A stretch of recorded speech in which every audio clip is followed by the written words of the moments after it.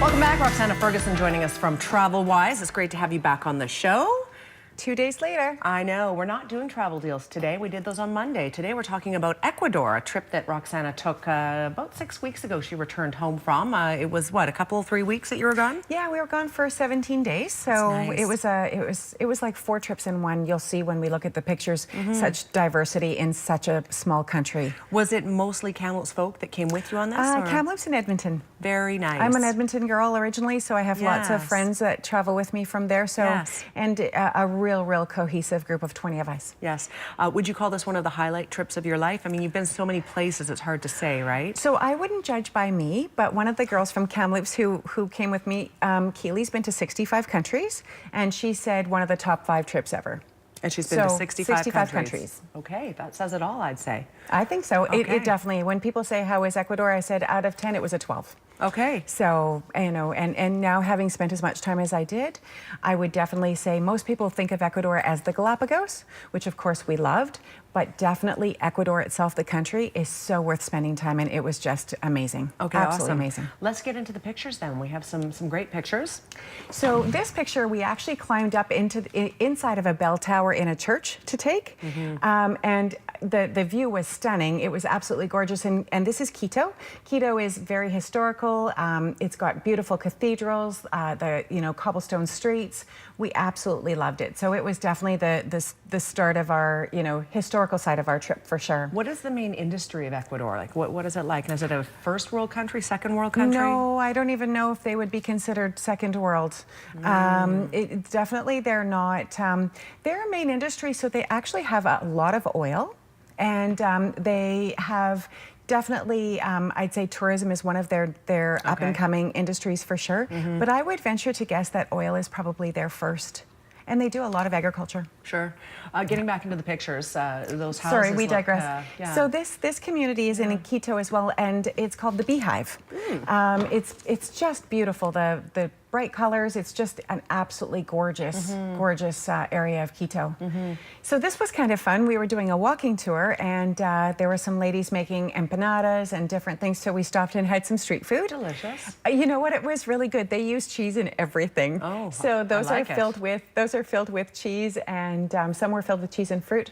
So after we did Quito, we went, Quito's right on the equator. Okay. So we went and stood on the equator line, and it was so much fun. They actually, we went to 2 different places that have activities, so you can actually see how different sides of the equator affect your body differently. So we did everything from trying to pull your arms down from over your head, and on one side of the equator you could do it, on the other side you couldn't.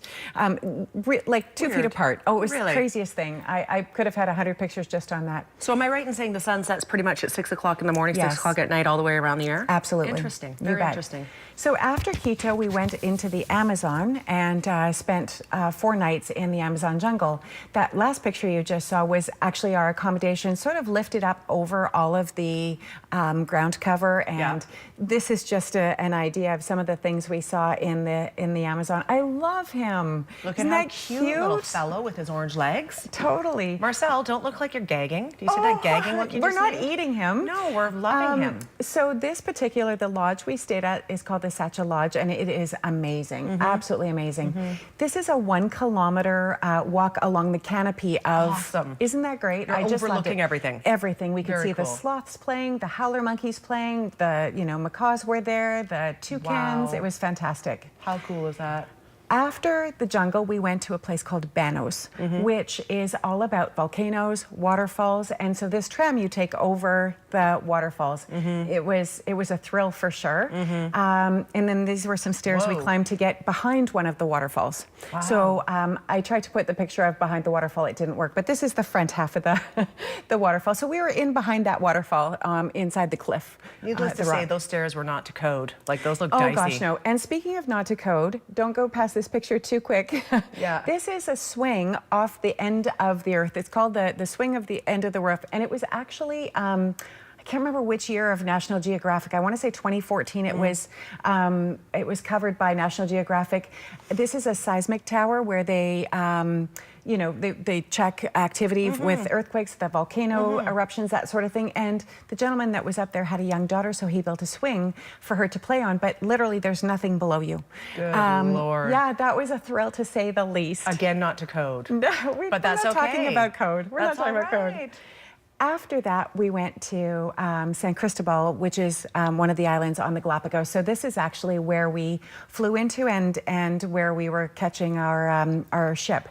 But look at this picture. So this is a typical day on an island. Only 3% of the Galapagos are inhabited by people. The rest is just barren land. Oh, okay. But they happen to have a parade going on, and this sea lion just felt like it needed to be a part of the parade. Very nice. Yeah. Nice. This, you can see our ship in the background that just goes to show you the water. Look at that. Isn't it gorgeous?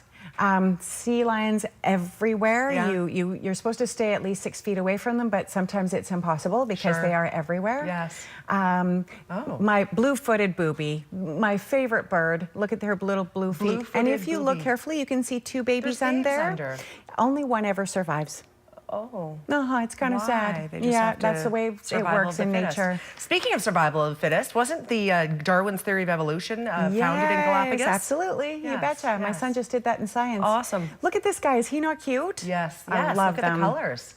Was he going to a parade on this day? What made him these colors? There were thousands that color. Awesome. Thousands. Love it. And then this is the mailbox you were talking about earlier, right? Yes. Tell us the story. Okay, so you cannot put a stamp on these postcards that go in this mailbox. Somebody else has to come, pull the postcard out, and hand deliver it to the person on the card. Sure. So, like, that's what I did. We found one from Kamloops that a great-grandmother or grandmother had put in there, and then they just happened to live a few blocks away, so I took the postcard and delivered it to the grandchildren in the house. I think that's awesome. So there's no guarantee your piece of mail may ever get there. It might take 20 years. Who knows? Totally, Kinda absolutely. Cool. And then we hung out with the big tortoises. Those were... little fella? Yeah, that's not a little fellow. He's huge, because you'll see in the next picture, that's me under a tortoise shell. They're huge. That goes to show you how big they are. How cool is that?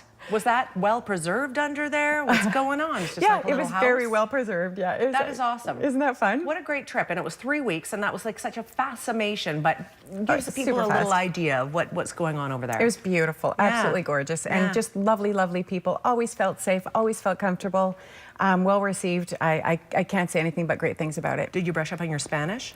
I could brush up on my Spanish more. Yes, couldn't we all? I don't know anything.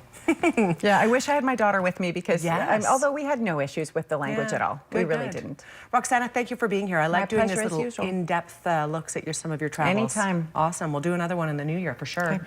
If you have any questions for Roxanna, if you're suddenly interested in the Galapagos Islands and Ecuador as a whole, you can certainly get a hold of her at 8510211. Quick break. We'll be right back. Stay with us.